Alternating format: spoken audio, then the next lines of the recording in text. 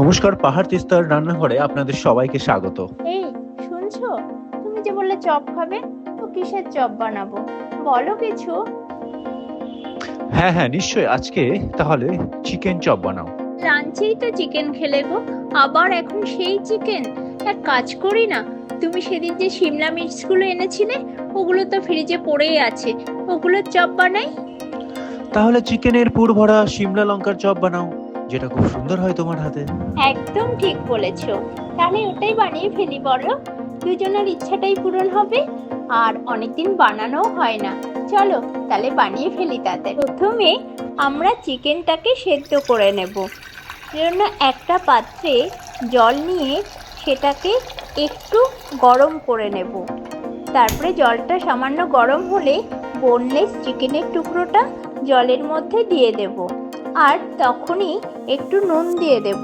নুনটা দিয়ে সেদ্ধ করলে চিকেনের মধ্যে নুনটা খুব সুন্দরভাবে ঢুকে যাবে। আর এবার পাত্রটা ঢেকে দিয়ে একটু ফোটাবো, তারপর চিকেনটাকে একটু উল্টে দেব যাতে অপর পাটটাও খুব সুন্দরভাবে সেদ্ধ হয়ে যায়। আপনারা চাইলে কাঁচা চিকেনেরও কিমা করে নিতে পারেন, কিন্তু আমার নিজের পার্সোনালি ভালো লাগে না বলে আমি একটু সেদ্ধ করে তারপরে কিমা করি।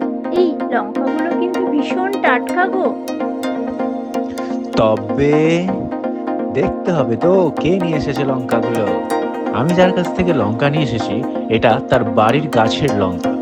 লঙ্কাগুলো মাঝখান থেকে চিড়ে নিয়ে লঙ্কাগুলোর মধ্যে যে বীজগুলো আছে সেগুলো খুব সুন্দর করে বের করে নিতে হবে, যেন বীজগুলো লঙ্কার মধ্যে একদমই না থাকে। বাহ, লঙ্কার বীজগুলো তো বেশ সুন্দর বের করা হয়েছে। আর এদিকে এক এক করে সমস্ত লঙ্কার বীজগুলোকে বেশ সুন্দর করে বের করে নেওয়া হয়েছে।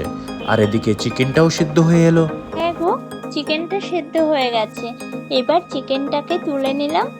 এবার চিকেনটা দেখুন কত সুন্দর সেদ্ধ হয়ে গেছে। তারপর দুটো কাঁটা চামচ দিয়ে চিকেনটাকে একটু এইভাবে ছাড়িয়ে নেব। তাহলে কি হবে, চিকেনটা ভালো কিমা তৈরি করতে সুবিধা হবে। এরপর এই দেখুন পুরো ছাড়ানো হয়ে গেছে সুন্দর করে চিকেনটা। এবার এই চিকেনগুলো আমরা গ্রাইন্ডারে দিয়ে জাস্ট একবার ঘুরিয়ে নেব, বেশি ঘোরানোর দরকার নেই। এই যে ঘুরিয়ে নেওয়ার পর দেখুন কত সুন্দর কিমা তৈরি হয়েছে, খুব সুন্দর কিমা তৈরি হয়ে গেছে। আমাদের চিকেন কিমা রেডি। এবার কয়েক টুকরো রসুন ছাড়িয়ে নিয়েছি, ওই ধরুন ৬-৭ কোয়া রসুন ছাড়িয়ে নিয়েছি, একটু কাঁচা লঙ্কা কুচিয়ে নিয়েছি, আর একটু আদার টুকরো করে নিয়েছি, আর একটা বড় সাইজের পেঁয়াজ কুচিয়ে নিয়েছি, আর একটা ছোট আলু সেদ্ধ করে নিয়েছি। এবার ওই আলুটাকে সুন্দর করে মেখে নেব। আলুটা ইউজ করা হচ্ছে চিকেন কিমার সঙ্গে, চিকেন কিমাটা যাতে সুন্দর বাইন্ড হয়। এই যে আলুটা আমাদের মাখা হয়ে গেছে, এবার ওই চিকেন কিমাটার সাথে খুব সুন্দর করে মাখিয়ে নেব। এই যে দেখুন মুঠো করলে না, এই দেখুন বাইন্ডিং হয়েছে কিনা খুব সুন্দর বোঝা যাচ্ছে। আলুটা বেশি ইউজ করি না যাতে চিকেনের স্বাদটা পুরো অক্ষুণ্ণ থাকে, সেই জন্য। এবার একটা প্যানে সর্ষের তেল দিয়ে ওই যে আদা রসুন পেঁয়াজ কেটে রেখেছিলাম ওগুলোকে না চপ করে নিয়েছি। এবার কড়াই গরম হলে, তেলটা গরম হলে ওর মধ্যে চপ ওই আদা রসুন পেঁয়াজটা দিয়ে দিয়ে ভালো করে ওটা আর কি কষিয়ে নেব। এই আদা রসুনের পেস্টও ইউজ করা যেতে পারে, কিন্তু আমি এটা এই চপ করে ইউজ করি। তারপর চিকেন কিমাটা ওই আলু সেদ্ধর সাথে মাখা চিকেন কিমাটা দিয়ে একটু ভালো করে কষিয়ে নেব।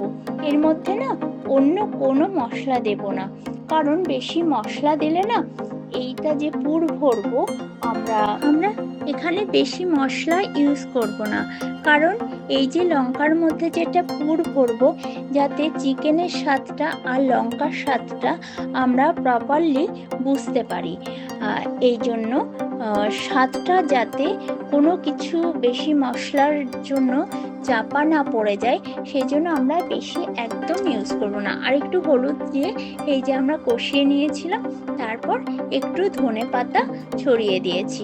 ওটা দিয়ে একটু নাড়িয়ে চাড়িয়ে এই যে আমাদের চিকেন কিমার পুরটা পুরোপুরি রেডি হয়ে গেছে।